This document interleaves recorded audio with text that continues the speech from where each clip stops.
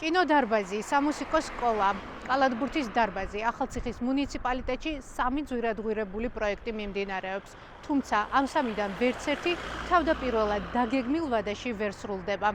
მაგალითად, კალათბურთის დარბაზის და სამუსიკო სკოლის მშენებლობა უკვე დასრულებული უნდა იყოს, ხოლო კინოკლუბის შენობა 19 მაისს უნდა დასრულდეს. მიუხედავად ამისა, სამივე პროექტზე მშენებლობა ამ დრომდე მიმდინარეობს. დავიწყოთ თავიდან. კალათბურთის დარბაზი.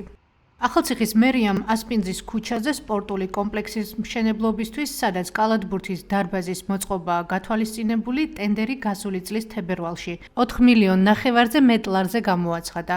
კონკურსში შეპესე ინტექსმა გაიმარჯვა და მხარეებმა ხელშეკრულება 2025 წლის 31 მარტს გააფორმეს.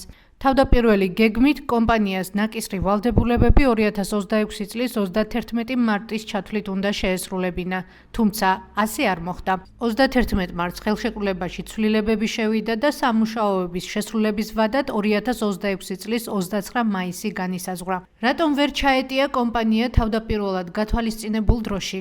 ჩვენ კომპანიის დირექტორთან დავით ბჟალავასთან დაკავშირება ვცადეთ, თუმცა საჯაროდ ხელმისაწვდომი ნომერი გამორთულია. სამუსიკო სკოლა. ახალციხის მუნიციპალიტეტის მერიამ ქალაქ ახალციხეში შალვა ახალციხელის 5 ნომერში სამუსიკო სკოლის მშენებლობისთვის ტენდერი 3 მილიონზე მეტ ლარზე გამოაცხადა. კონკურსში შეპესე ბიელმა გაიმარჯვა და სამუშაოები დაიწყო. ხელშეკრულების მიხედვით კომპანიას სამუშაოები 2026 წლის 4 მაისამდე უნდა დაესრულებინა. თუმცა როგორც კალათბურთის დარბაზის შემთხვევაში ამ პროექტზეც ვადების ცვლილება გახდა საჭირო.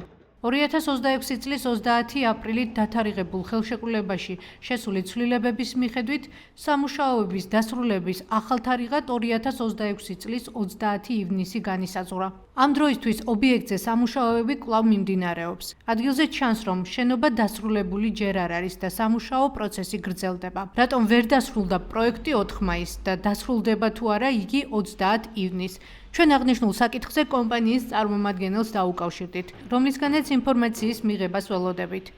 ზემოხსენებული პროექტი რამოდენიმე თვის წინაც გახდა განხილვის საგანი. მაშინ რამოდენიმე დამოუკიდებელმა წყარომ ჩვენს რედაქციას უთხრა, რომ მშენებლობაზე დასაქმებულთა ნაწილს ანაზღაურებას არ აძლევდნენ, რის გამოც სამუშაო პროცესი გარკვეული პერიოდით შეფერხდა. მას შემდეგ, რაც ჩვენი რედაქცია აღნიშნული საკითხით დაინტერესდა, დასაქმებულებს ხელფასი გადაუხადეს.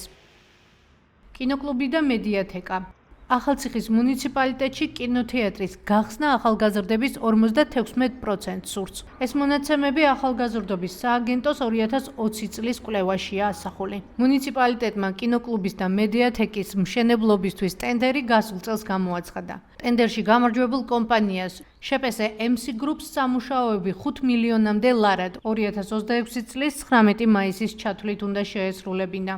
ანუ წესით კინოდარბაზის მშენებლობა 8 დღეში უნდა დასრულებულიყო. თუმცა წინამორბედი პროექტების მსგავსად მხარეებს შორის გაფორმებულ ხელშეკრულებაში ცვლილება აქაც შევიდა და სამუშაოებმა თითქმის 1 წლით 2027 წლის 30 მარტამდე გადაიწია. არც ამ კომპანიაში უპასუხეს ჩვენს ზარებს.